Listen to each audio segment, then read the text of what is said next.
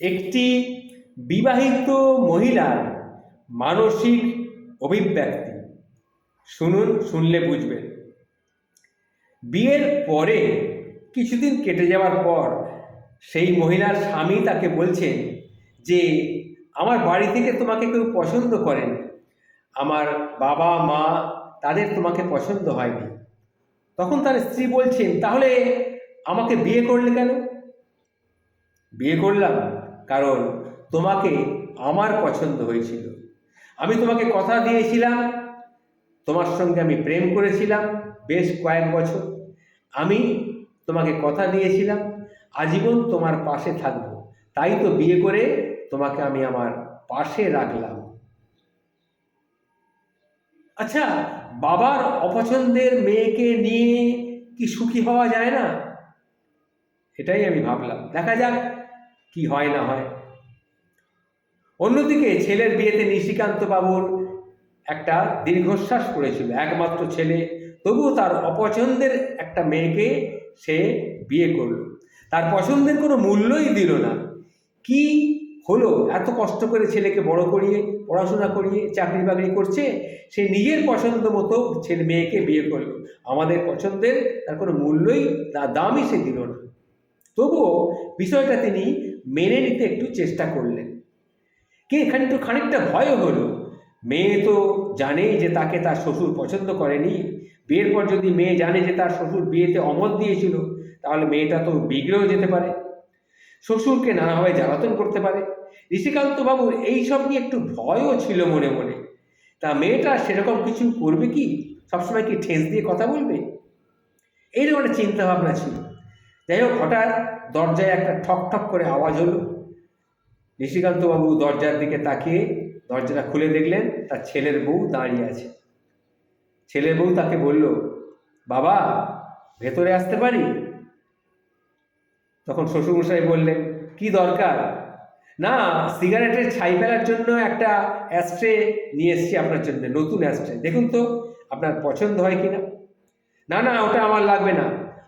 দেখুন না, একবার দেখুন না, না দেখেই বলছেন কেন যে লাগবে না? কথা বলতে বলতে সেই মেয়েটি ঘরে ঢুকলো এবং নাক মুখ কুঁচকে বলল, ইস, ঘরের এত সব কিছু এলোমেলো করে রেখেছেন, সিগারেটের বিশ্রী গন্ধে ঘরটা একেবারে ভরে আছে। নিশিকান্তবাবু কিছু বললেন না, মেয়েটাকে তার অসহ্য লাগছে। মেয়েটা পাথরের উপর ডিজাইন করা একটা অ্যাস্ট্রে নিয়ে এসেছে নিশিকান্ত বাবুর জন্যে। সেটা সামনে দিয়ে বলল, বাবা দেখুন তো এটা আপনার পছন্দ হয় কিনা। দোকানদার বলেছে এটা শ্বেত পাথরের।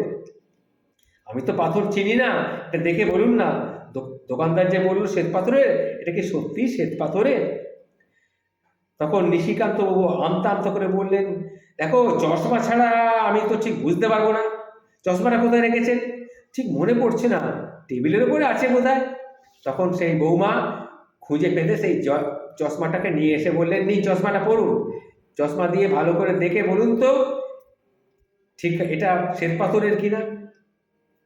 তখন সেই নিশিকান্তবাবু চশমাটা পরলেন, পরে ভালো করে দেখলেন, পরখ করে বললেন, হ্যাঁ, এটা শ্বেত পাথরের। উফ, বাঁচা গেল, আমি তো খুব ভয়ে ভয়ে ছিলাম। আপনি একটু বাইরে যাবেন, আমি আমি ঘরটা একটু গুছবো। না না, ঘর গুছোতে লাগবে না, ঘর গুছোতে লাগবে না। দেখুন, বেশি রেগে রেগে কথা বলবেন না, আবার কিন্তু তাহলে কান্না পায়। কি আর করবেন নিশিকান্তবাবু, তিনি তখন ছাদে চলে গেলেন আর ভাবলেন মেয়েটা বড্ড জ্বালাতন শুরু করেছে।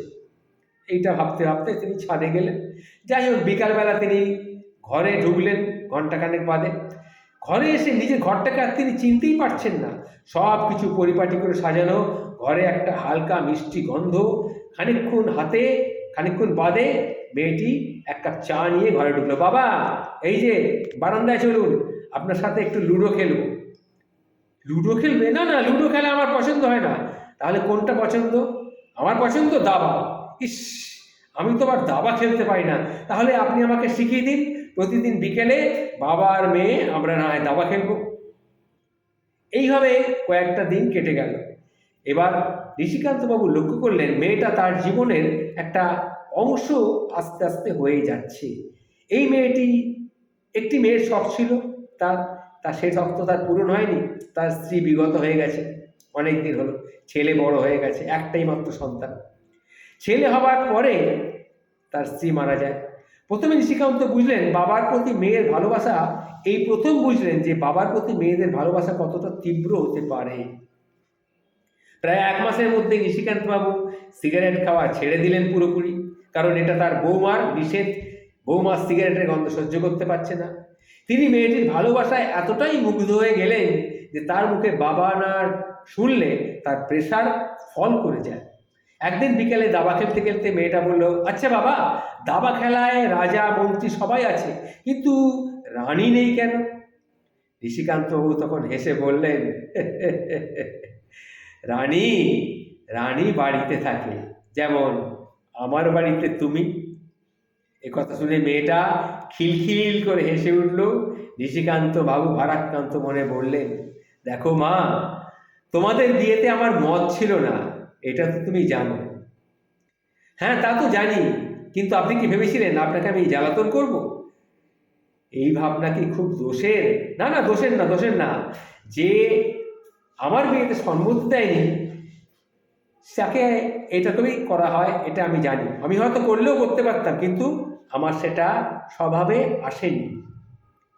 তাহলে যে তোমার বিয়েতে সম্মতি দেয়নি তাকে তুমি এইভাবে একটা সম্মান দিলে, তাকে বাবার সম্মানে সম্মানিত করলে। দেখুন বাবা, এক দেখায় পছন্দ না হওয়াটা আসলে খুব ঠুনকো ব্যাপার।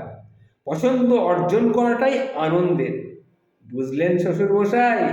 আর বাবারা যতই কঠোর হোক, মেয়েদের ভালোবাসাকে কিন্তু বাবারা কখনোই উপেক্ষা করতে পারে না, যেমনটা আপনি পারেননি। এই যে ঘটনাটি আপনাদের সামনে বললাম, এটি একটি সংগৃহীত ঘটনা।